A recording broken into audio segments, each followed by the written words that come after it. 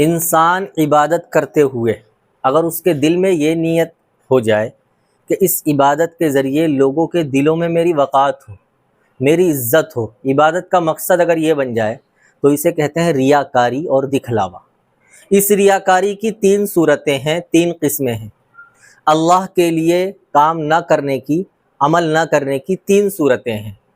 مخلوق کے لیے کسی عبادت کو کرنا، اس کی مثال جیسے آپ نماز پڑھ رہے ہیں اور نماز میں آپ نے دیکھا کہ آپ کے رشتہ دار آئے ہوئے ہیں۔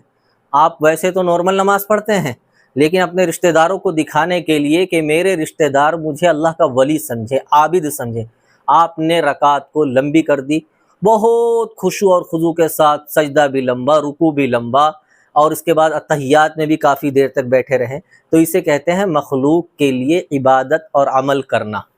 اور دوسری قسم یہ ہے مخلوق کے لیے عبادت کو چھوڑنا، یعنی آپ کسی عبادت کو مستقل کرتے ہیں، اب اگر کسی نے دیکھ لیا تو آپ اسے چھوڑ رہے ہیں یہ سمجھ کر کہ کہیں یہ نہ سمجھ لے کہ یہ اللہ کے لیے کر رہا کام، یہ تو بہت عبادت گزار ہے، یہ تو بہت نیک آدمی ہے۔